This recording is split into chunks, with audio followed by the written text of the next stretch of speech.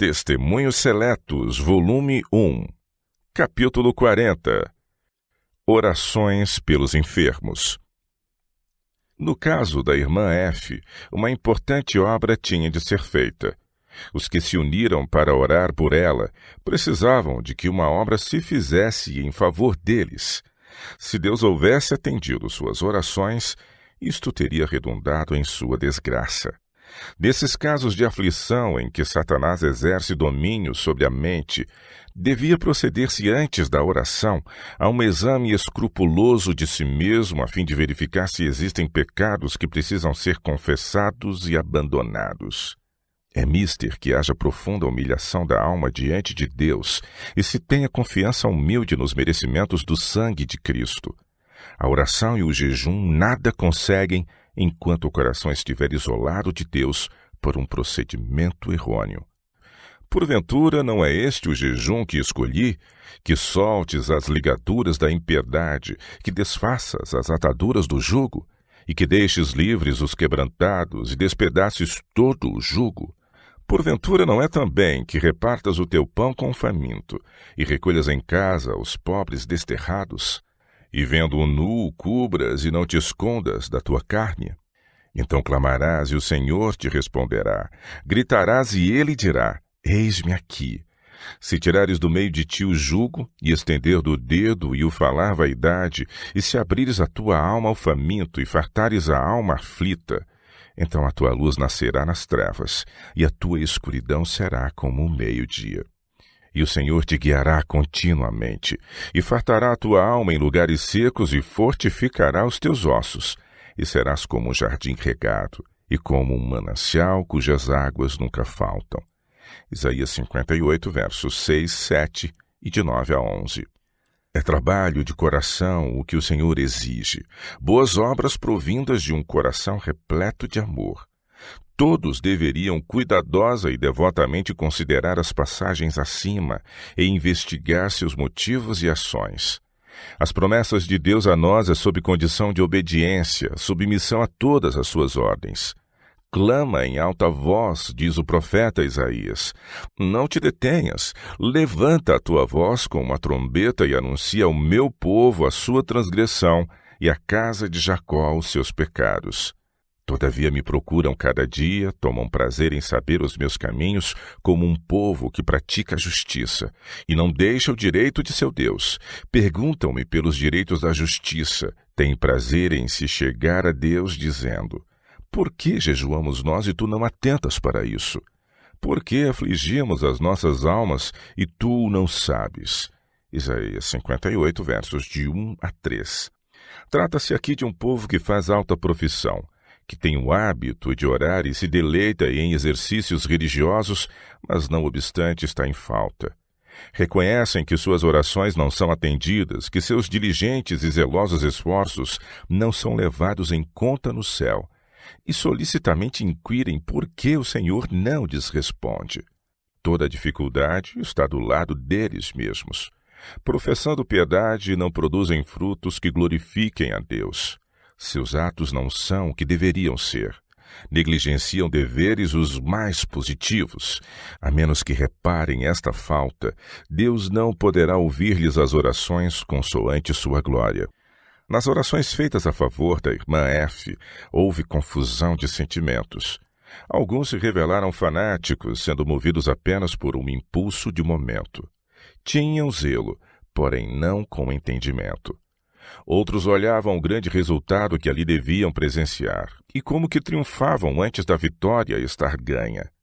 Havia ali muito desse espírito de Jeú. Vai comigo e verás o meu zelo para com o Senhor. 2 Reis, capítulo 10, 16. Em vez dessa confiança própria, deviam manifestar espírito de humildade e desconfiança própria, chegando-se para Deus com o coração contrito e arrependido. Como orar? Foi-me mostrado que em situações de enfermidade, em que não houver impedimento algum para que sejam feitas orações em favor do doente, o caso deveria ser confiado ao Senhor com calma e fé, e não com agitação. Só Ele é quem conhece a vida passada do indivíduo, e sabe também o que será o seu futuro. conhece o coração de todos os homens. Sabe se o doente, depois de restabelecido, glorificará seu nome ou se pelo desvio e apostasia virá a desonrar a Deus. Tudo o que nos compete fazer é pedir-lhe que restabeleça o doente de conformidade com sua vontade e crer que ele tomará em consideração as razões apresentadas e as orações que a favor do enfermo forem feitas. Se o Senhor vir que o restabelecimento do doente é para a sua glória, atenderá às nossas orações. Insistir, porém, na cura sem conformar-se com sua vontade é um erro. O que Deus prometeu a todo tempo é capaz de cumprir, e a obra que confiou a seu povo a pode perfeitamente realizar por seu intermédio. Se este estiver disposto a andar em conformidade com toda a palavra que Deus falou, toda boa palavra e promessa serão cumpridas.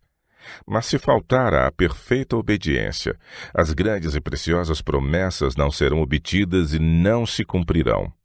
Tudo o que podemos fazer ao orar por um doente é suplicar a Deus com insistência a favor dele e com confiança plena depositar seu caso em suas mãos. Se atentarmos para alguma iniquidade em nosso coração, Deus não nos ouvirá. Tem o direito de fazer o que lhe apraz com o que lhe pertence. Glorificará seu nome operando nos que o seguem de coração, e por meio deles de maneira a ficar patente que é o Senhor que tudo neles opera e que suas obras se cumprem em Deus. Disse Cristo: se alguém me servir, meu Pai o honrará. João 12, 26. Quando, pois, nos chegamos a Deus, devemos orar para que nos seja dado compreender e realizar seu propósito, e nossos desejos e interesses se identifiquem com os dele. Devemos protestar-lhe nossa conformidade com sua vontade e não pedir que condescenda com a nossa. É bom para nós que o Senhor não defira sempre as nossas súplicas ao tempo e do modo que o desejamos. Assim, procedendo, far-nos-á maior bem do que cumprindo nossa vontade, porque nossa sabedoria é loucura diante de Deus. Temo-nos reunido em fervorosa prece ao redor do leito de dor de homens, mulheres e crianças, e vimos que foram restituídos à vida em resposta às nossas ardentes súplicas. Nessas orações pensamos que devíamos ser positivos, e se tínhamos fé devíamos pedir nada menos que a vida.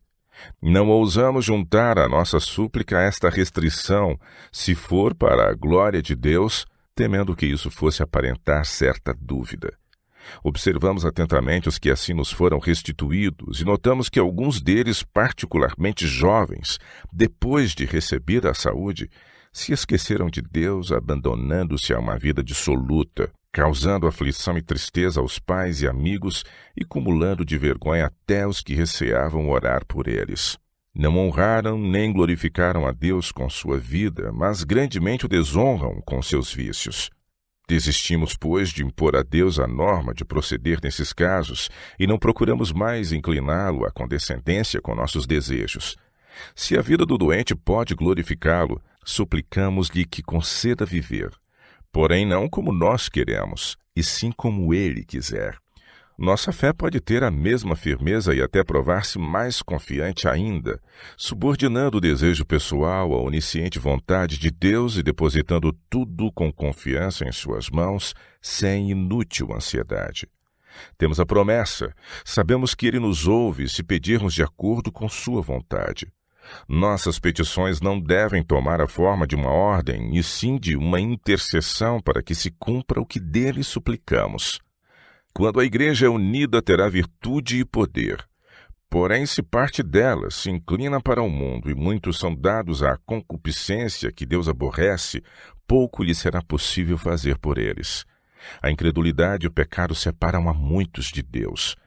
Somos tão fracos que não podemos suportar grande prosperidade espiritual sem nos atribuir a sua glória e arrogar bondade e justiça como motivo das bênçãos recebidas, quando tudo tem sua razão de ser na grande misericórdia e bondade do compassivo Pai Celestial, e não algum bem que porventura em nós houvesse. Vi que o motivo por que Deus não ouvia mais plenamente as orações de seus servos pelos doentes entre nós era que ele não podia ser glorificado nisto enquanto eles estivessem violando as leis da saúde.